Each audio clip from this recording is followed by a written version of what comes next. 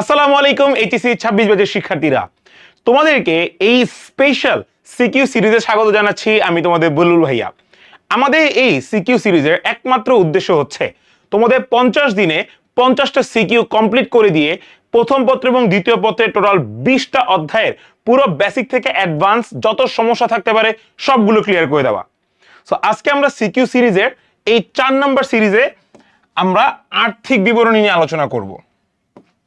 এবং এই আর্থিক বিবরণীটা হচ্ছে আমাদের প্রথম পত্রের আর্থিক বিবরণী। সো এবার আমরা একটু ম্যাথটা পড়ি। এটা হচ্ছে কুমিল্লা বোর্ড 2024 সালের। হ্যাঁ, ম্যাথটা কোন বোর্ডের? কুমিল্লা বোর্ড, কুমিল্লা 2024 সালের তোমাদের ম্যাথ এটা। সো এখানে আমাদেরকে একটু ম্যাথটা একটু পড়ি। তো আমাদের বলছে এখানে রূপালী ট্রেডার্স 2023 সালের ডিসেম্বরে সে সমাপ্ত বছরের জন্য রেওয়া মিল প্রস্তুত করে। আমাদের এখানে গতানুগতিক একটা সুন্দর রেওয়া মিল দেওয়া আছে এবং আমাদের এখানে অন্যান্য তথ্যাবলী যেটাকে আমরা বলি হচ্ছে সমন্বয়, আমাদের সেই সমন্বয় কিন্তু এখানে দেওয়া আছে। এইবার আমাদের প্রশ্নে কি বের করতে বলছে সেটা আগে পড়ি। আমাদের ক নম্বরের প্রশ্নে বের করতে বলছে যে ঋণের সুদের পরিমাণ কত। সাধারণত আমাদের যদি ঋণের সুদ, উত্তোলনের সুদ, মূলধনের সুদ এরকম সুদ বের করতে বলে, আমরা সবার আগে দেখবো আমাদের সমন্বয়ে যে সমন্বয়ের মধ্যে কোথাও সুদের কথা বলা আছে কিনা। যদি আমাদের সমন্বয়ে কোথাও সুদের কথা বলা না থাকে তাহলে সেই ক্ষেত্রে আমরা আমাদের রেওয়া মিলটা একটু দেখবো যে রেওয়া মিলে কোনো সুদের কথা বলা আছে কিনা। যদি রেওয়া মিলে সুদের কথা বলা না থাকে তখন কি করণীয়? তখন হচ্ছে আমরা একটু স্পেসিফিকলি দেখবো যে ঋণের সুদ বলুক বা মূলধনের সুদের বলুক সেখানে আমাকে পার্সেন্টেজ উল্লেখ আছে কিনা, এবং সেখানে যদি কোনো তারিখ দেওয়া থাকে তাহলে সেই তারিখ অনুযায়ী আমরা ক্যালকুলেশন করব। যেরকম এই ম্যাথে তোমরা দেখতে পারতেছো এই যে ঋণ, এই ঋণে তোমাদের বলা আছে 10% ঋণ 1/7/2023। তার মানে আমাকে এখানে ডেটও দেওয়া আছে প্লাস আমাকে এখানে পার্সেন্টেজের ঋণের কথা বলা আছে। সো এই ম্যাথটা আমাদের জন্য ইজি হবে করতে, একটু কঠিন তবে ইনশাল্লাহ বেশি কঠিন না। সো ক নম্বরে ফার্স্টে আমরা কি করবো, একটা ছক কাটবো। একটা ছক কাটবো, সেই ছকে আমাদের খুব সিম্পল, এত বড় হবে না এত ছোট হবে না, ঠিক আছে, একদম সিম্পলের মধ্যে আমরা একটা ছক কাটবো। বিবরণ টাকা, 2টা টাকার ঘর দিতে পারো, একটাও দিতে পারো, তোমাদের ইচ্ছা, আমি 2টাই দিব। বিবরণ টাকা টাকা শেষ। আমরা এখানে লিখবো হচ্ছে বিবরণ টাকা টাকা। এই ম্যাথটা আমাদের ছক ছাড়াও করা যায়, কোনো সমস্যা নাই, তবে ছক দিয়েও করা যায়। তোমরা যদি ছক ছাড়া ডিরেক্ট এখানে লিখে দাও যে ঋণের সুদ, যদি ছক ছাড়া একদম সরাসরি লিখে দাও ঋণের সুদ, সেখানেও কোনো সমস্যা নাই। আবার ছক দিয়েও তুমি লিখতে পারো, এটা তোমার উপর, ঠিক আছে। সো ঋণের সুদ আমাকে এখানে কি বলছে দেখো, আমাদের ক্যালকুলেশনটা কিভাবে দাঁড়াবে। বলছে এই 42,000 টাকা, ঠিক আছে, এই 42,000 টাকা হচ্ছে আমার 10%। এখন 10% মানে কি? যদি আমাকে বলা হয় 42,000 টাকার 10%, তার মানে পুরো বছরে 42,000 টাকার 10% আমরা পাচ্ছি। তাহলে 42,000 টাকা 10% কত? 4,200। এটা পুরো বছরের জন্য। কিন্তু আমার ঋণটা কি পুরো বছরের হিসাব ক্যালকুলেশন করতে হবে না, আমাকে এখানে একটা ডেট দেওয়া আছে 1/7/23। তার মানে 7 মাসের 1 তারিখ থেকে আমার এটা লেনদেন বা এটা হিসাবটা শুরু হয়েছে। তাহলে আমি 1 থেকে যে 6 মাস এই ফুল কোনো হিসাবই আসবে না, আমাকে 7 থেকে 12 পর্যন্ত হিসাব করতে হবে। তাহলে 7, 8, 9, 10, 11, 12। তাহলে আমি পরবর্তী 6 মাসে হিসাব করব, প্রথম 6 মাসে কোনো হিসাব আমার কাছে হবে না। সো এবার আসো আমরা ঋণের সুদটা কিভাবে ক্যালকুলেশন করব। সো মনে করো আমাকে এখানে বলছে 42,000, আমাকে ঋণের সুদ এখানে কত বলা ছিল? 42,000। তাহলে 42,000 ইন্টু 10%। এখন 10% বলে তো পুরো বছরকে বুঝায়। So into 6/12। কেন 6/12 হয়েছে ভাইয়া? দেখো আমাকে 12, আমার এই ঋণের যে সুদ, এটা আমি তোমাদেরকে একটু রাফ করে দেখাই তোমাদের জন্য বুঝতে সুবিধা হয়। তাইলে দেখো এই 42,000-এর, হ্যাঁ এটা কিন্তু রাফ, 42,000-এর 10%, এই 10% কত? 4,200 না ভাইয়া? এই 4,200 কিন্তু আমার পুরো 12 মাসের ক্যালকুলেশন। সো 12 মাসের ক্যালকুলেশন আমি তাহলে যদি 42,000-কে 12 দিয়ে ভাগ দিই, 42,000-কে যদি আমি 12 দিয়ে ভাগ দিই তাহলে আমি 1 মাসেরটা পাবো। আমার দরকার কয় মাস? 7, 8, 9, 10, 11, 12, 12 মাসের, বাকি 6 মাসের দরকার। তাহলে আমি 1 মাসের বের করে 6 দিয়ে গুণ করে দিলে পরবর্তী 6 মাসেরটা বের হয়ে যাবে।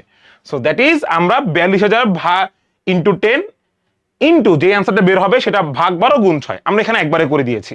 তাহলে আমরা যদি হিসাব করি 42,000 এর 10% হচ্ছে আমাদের 4,200, এটা ভাগ 12 গুণ 6 মানে 2,100 টাকা আসতেছে। তার মানে আমার ফাইনাল অ্যান্সার দাঁড়াচ্ছে হচ্ছে 2100 টাকা। শেষ। এরপর আমি এখানে একটা দাগ দিয়ে দিব। এটা দিতে পারো না দিতে পারো, যারা ছক করবো তাদের জন্য এটা জরুরি, যারা ছক করবো না তাদের জন্য জরুরি না। 42,000। আর না রে, টাকা একটু বেশি লিখতে মন চায়, 2100 টাকা। শেষ। এটা যেটা দেখালাম ভাই, এটা রাফ, এটা আমরা করবো না, আমরা খালি এটা লিখে এটাই করে ফাইনাল অ্যান্সার বের করে ফেলবো। আমি আশা করি এইটুকু ভাই তোমাদের বুঝতে পারছো, ক নাম্বারে কোনো সমস্যা হওয়ার কথা না। এইবার খ নম্বরে কি বলছে দেখো, খ নম্বরে বলছে যে 2023 সালের ডিসেম্বরের 31 তারিখে কারবারের মোট মুনাফা, তার মানে আমার এখানে শুধুমাত্র মোট মুনাফা পর্যন্ত বের করতে হবে, আমাকে নিট মুনাফা বের করতে হবে না। তো মোট মুনাফা পর্যন্ত আমরা কিভাবে বের করি? নিট বিক্রয়, নিট বিক্রয় থেকে বিক্রিত পণ্যের ব্যয় বাদ মোট মুনাফা পাই। বিক্রিত পণ্যের ব্যয়ের মধ্যে কি কি যায়? প্রারম্ভিক মজুত পণ্য যোগ নিট ক্রয় যোগ প্রত্যক্ষ খরচ যোগ প্রত্যক্ষ অন্যান্য খরচ যোগ মজুরি, আন্তঃপরিবহন, হ্যানত্যান, এগুলো মজুরি, আন্তঃপরিবহন, ডক চার্জ, আমদানি শুল্ক, এগুলা যা অ্যান্সার হয় সেটাকে বলা হয় বিক্রিত পণ্যের ব্যয়, কৃত পণ্যের ব্যয়। এখান থেকে বিক্রয়যোগ্য পণ্যের ব্যয়, সেখান থেকে মাইনাস করবো হচ্ছে সমাপনী মজুত পণ্য, পাবো হচ্ছে বিক্রিত পণ্যের ব্যয়। সো ওই নিট বিক্রয় থেকে আমি এই বিক্রিত পণ্যের ব্যয় বাদ দিয়ে মোট মুনাফা পাবো। সো আমি একটা জিনিস একটু করি সবার আগে, সেটা হচ্ছে আমার এই সমন্বয়ের যে সকল আইটেমই র্যামিলের সাথে ইনক্লুডেড সেই রেটটা আমরা পাশে দিয়ে দিই। যেমন আমি যন্ত্রপাতির ওপর 10% অবচয়, এটা 2 নম্বর সমন্বয়, তাহলে যন্ত্রপাতি কই, এই যে আমি এখানে পাশে 2 লিখা রাখলাম। 3 নম্বর হচ্ছে বেতনের সাথে রিলেটেড, তাহলে 3 নম্বর আমি এখানে বেতনের পাশে 3 দিয়ে লিখে রাখলাম, 3 নম্বর সমন্বয়। 4 নম্বর বলছে ভোক্তাদের নিকট বিনামূল্যে পণ্য বিতরণ, তাইলে ভোক্তাদের মধ্যে বিনামূল্যে পণ্য বিতরণ 2টা জায়গায় যায়, 1 ক্রয় থেকে মাইনাস, 2 বিজ্ঞাপনের সাথে যোগ। তাহলে আমি আমার এই টোটাল অঙ্কে কোথাও বিজ্ঞাপন নাই, তাহলে আমার এখানে শুধু ক্রয়ের সাথে যাবে এই 4 নাম্বারটা। শেষ। এবার আসে আমরা ম্যাথটা করে ফেলি। শুনো ভাইয়া, আমরা একটা জিনিস বারবার বলি, সেটা হইতেছে আর্থিক অবস্থার বিবরণী করবা বা আর্থিক বিবরণী যখন করবা, অলওয়েজ রিমেম্বার, তুমি যদি ভাইয়া ছকটা মনে না রাখতে পারো, তুমি বাকি সব কিছু তোমাকে আল্লাহর দুনিয়ায় সব টিচাররা বুঝাই দিল, সব কিছু তুমি নিজে বুঝলা, কোনো প্যারা নেই, কিন্তু ভাই তুমি যদি ছকটা মুখস্থ রাখতে না পারো, তখন কিন্তু ভাইয়া আসলে এই বুঝাবুঝি দিয়ে কোনো লাভ হবে না। হ্যাঁ, আর্থিক অবস্থা বিবরণীতে ছকটা সবচেয়ে ইম্পর্টেন্ট, তো সেইটা তোমরা একটু মুখস্থ করবা। মুখস্থ বলতে একটু বুঝারও জিনিস আছে, বুঝবাও মুখস্থ করবা, দুইটাই। সেইটা হচ্ছে আমাদের খ নাম্বার। আমরা এখানে লিখবো হচ্ছে বিবরণ, এখানে লিখবো হচ্ছে টাকা, এখানে লিখবো হচ্ছে টাকা, এখানে লিখবো টাকা। আরেকটা এমসিকিউ জিজ্ঞাসা করে ফেলি ঠাস করে, বলতো আমাদের এই ছকের প্রথম কলামটাকে কি বলা হয় টাকার? সেটাকে বলা হয় ইনার কলাম। এটা আসে আমাদের এমসিকিউতে। এই ছকটাকে বলা হয় কি? ইনার কলাম, এটা একটু মনে রাখবা। ওকে, আমাদের এখানে ফার্স্টে আসবে হচ্ছে বিক্রয়। সো বিক্রয় আমাকে দেওয়া আছে কত? 70,000 টাকা বিক্রয় দেওয়া আছে। এখন বিক্রয়ের সাথে অনেক কিছু যোগ বিয়োগ হয়, যেমন বিক্রয় বাট্টা বিয়োগ, বিক্রয় ফেরত বিয়োগ, অলিখিত বিক্রয় যোগ, এইগুলো কি আমার কিছু এখানে দেওয়া আছে? কিছুই নেই। তাহলে এই বিক্রয়টাই হবে আমার কাছে নিট বিক্রয়। নিট বিক্রয়, তাহলে নিট বিক্রয় কত ভাইয়া? 70,000 টাকা। তাহলে আমি এখানে লিখে দিব নিট বিক্রয় 70,000 টাকা। এখান থেকে বাদ যাবে হচ্ছে বিক্রিত পণ্যের ব্যয়। কি বাদ যাবে? বিক্রিত পণ্যের ব্যয়। বলো তো বিক্রিত পণ্যের ব্যয়ের ইংলিশ নাম কি? Cost of goods sold. বিক্রিত পণ্যের ব্যয়, যেটা কি ইংলিশে কস্ট অফ গুডস সোল্ড বলা হয়, এবং সংক্ষেপে বলা হয় সিওজিএস। হ্যাঁ, এটা তোমরা অ্যাডমিশনে গেলে পড়বা, এখন দরকার নেই, অ্যাডমিশনে গেলে পড়বা। বিক্রিত পণ্যের ব্যয় মধ্যে প্রথমে আসে হচ্ছে প্রারম্ভিক মজুত পণ্য। প্রারম্ভিক মজুত পণ্য, প্রারম্ভিক মজুত পণ্য আমার কাছে কত টাকা দেওয়া আছে? 30,000 টাকা। তাহলে আমি এখানে আগে 30,000 টাকা লিখবো। এরপর আমার কাছে মোট ক্রয়টা দেওয়া ছিল। মোট ক্রয়টা কত ছিল ভাইয়া? এই যে ক্রয়, মোট ক্রয় দেওয়া ছিল 48,000। এইবার এইখান থেকে আমার কিছু বাদ হয়, যেরকম কি কি বাদ হয়? বিক্রয়, ক্রয় ফেরত, ক্রয় বাট্টা, অলিখিত ক্রয় যোগ, এগুলা যোগ বিয়োগ হয়। এবং আমাকে এখানে একটা জিনিস পাইছি, সেটা হচ্ছে ভোক্তাদের মধ্যে বিনামূল্যে পণ্য বিতরণ, যেটা আমার ক্রয় থেকে বাদ যায়। আমি এই ক্রয় 48 থেকে বিনামূল্যে পণ্য বিতরণ 6,000 টাকা বাদ দিব। তাহলে ক্রয় কত আসছে আমার 48,000 টাকা, এটা লিখবো এই কলামে। এখান থেকে মাইনাস দিব হচ্ছে বিনামূল্যে পণ্য বিতরণ, বিনামূল্যে পণ্য বিতরণ 6,000 টাকা মাইনাস, তাহলে 48 থেকে যদি 6 বাদ দাও তাহলে কত থাকে, 42,000 টাকা। ওকে, তাহলে আমার ক্রয় গেল, এটা গেল। মজুরি যাবে, মজুরি কি বকেয়া টকেয়া বা অগ্রিম কিছু দেওয়া আছে? নাই। তাহলে মজুরি সরাসরি, মজুরি 10,000, মজুরি 10,000। ওকে, এরপর আমার বিক্রিত পণ্য ব্যয়ের মধ্যে এগুলো যায় না, বেতন যায় না, উত্তোলন যায় না, যন্ত্রপাতি যায় না, ঋণের সুদ যায় না, সাপ্লাইজ যায় না, ব্যাংক জমা যায় না, হাতে নগদ যায় না। এইগুলো আমার আলটিমেটলি কিছুই আর কোথায় যায় না, আমার বিক্রিত পণ্য ব্যয়ের মধ্যে যায় না। তাহলে আমার হিসাব ক্লোজ। এবার আমি কি করবো ভাইয়া, এই সবগুলোকে আগে যোগ করব। তাহলে আমার যদি যোগ করি 30,000, 40 আর 30 70, 70 আর 10 80, 82,000 টাকা আসছে। 82,000, এখান থেকে মাইনাস যাবে হচ্ছে সমাপনী মজুদ পণ্য, সমাপনী মজুদ পণ্য। সমাপনী মজুদ পণ্য কত টাকা বলা ছিল আমার? 26,000 টাকা বলা ছিল।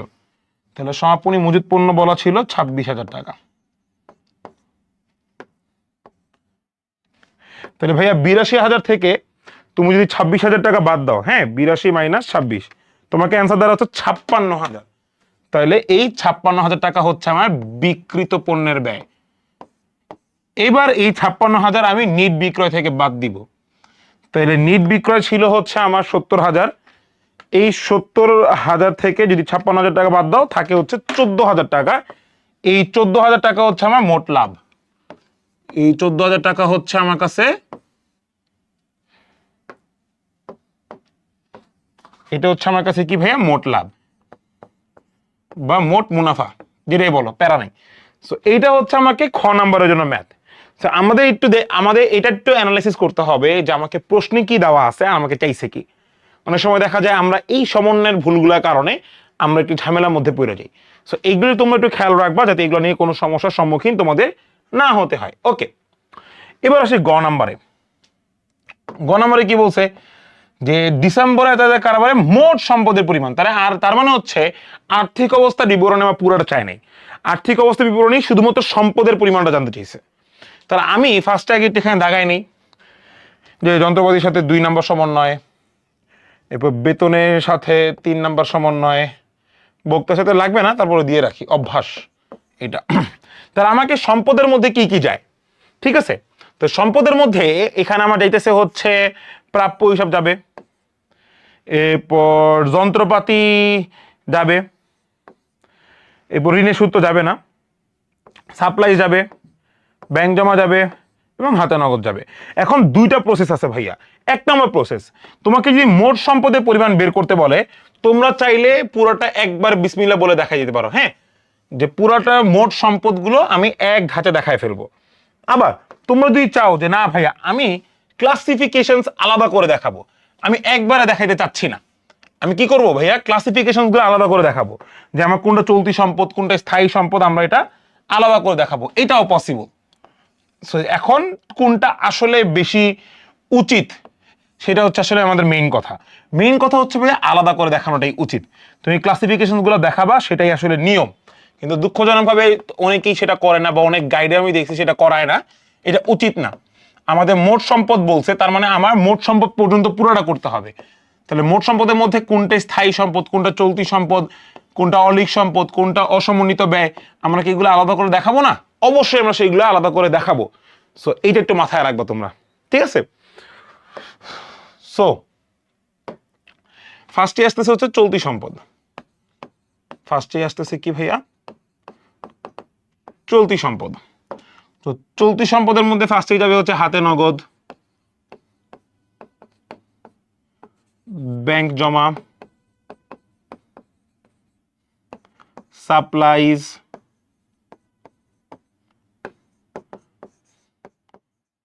অগ্রিম বেতন। অগ্রিম বেতন কি?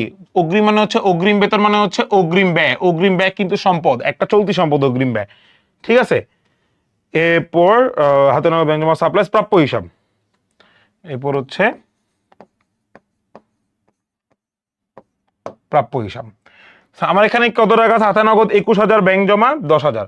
হাতে নগদ হচ্ছে 21,000, ব্যাংক জমা 10,000। এরপর হচ্ছে সাপ্লাইজ। সাপ্লাইজ বলছে হচ্ছে 20,000, সাপ্লাইজ বলা হয়েছে 20,000। এরপর হচ্ছে অগ্রিম বেতন। অগ্রিম বেতন কত বলা ছিল? 5,000।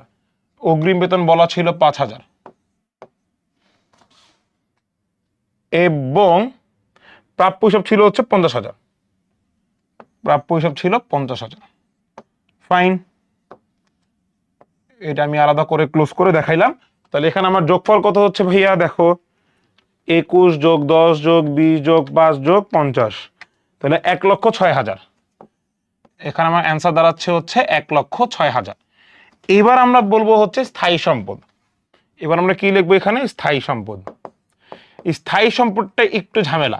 মনে রাখবা ভাই, আমরা যখন স্থায়ী সম্পদ করবো আর্থিক বিবরণীতে, তখন আমাদের যেই সকল স্থায়ী সম্পদ দেওয়া আছে সেইখান থেকে আমাদের অবশ্যই পুঞ্জীভূত অবচয়টা মাইনাস করতে হবে। কি অবচয় মাইনাস করতে হবে ভাইয়া? আমাদের পুঞ্জীভূত অবচয় মাইনাস করতে হবে।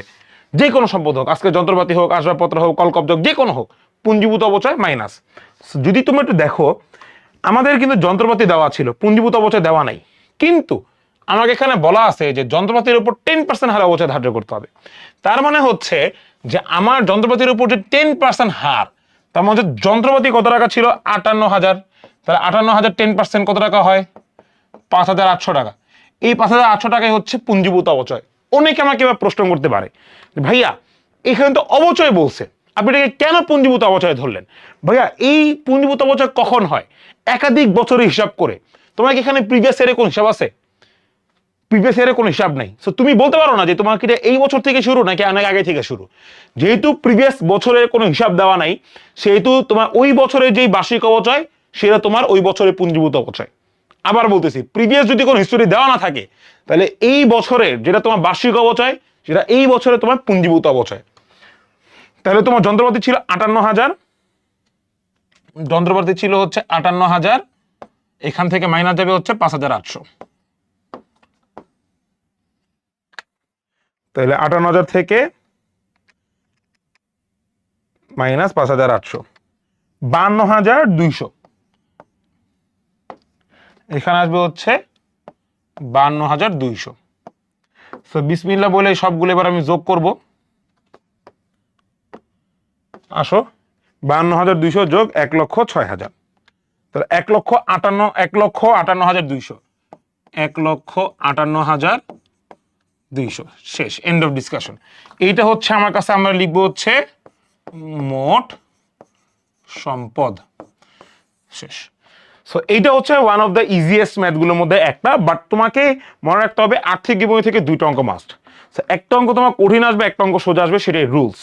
তো তোমাকে ভাইয়া সবার জন্য আসলে প্রিপারেশন রাখতে হবে। তোমাকে মেইন যেটা সমস্যা হবে তোমাদের এই সমন্বয়গুলা, এই সমন্বয় তোমার আসলে পেঁচালা হবে।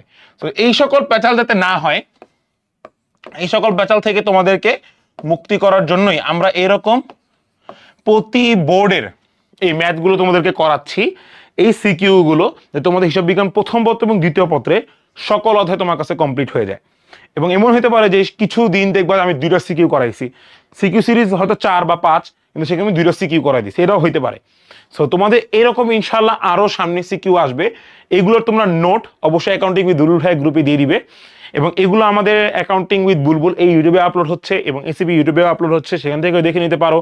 মোস্ট অফেনলি যারা আমাদের এই নোট প্রদানে বিজয়ী হবে তাদের জন্য কিন্তু থাকবে আমাদের একটা স্পেশাল পুরস্কার, যেটা প্রতি সপ্তাহে 2 জন বেস্ট নোট প্রদানকারী আমাদের সামনে অ্যাডমিশন কোর্স মিশন FBS 2.0 এর ফ্রি অ্যাক্সেস। তার এখানে টাকা লাগতেছে না, ফ্রি। সো দেখা হবে আমাদের পরবর্তী ক্লাসে।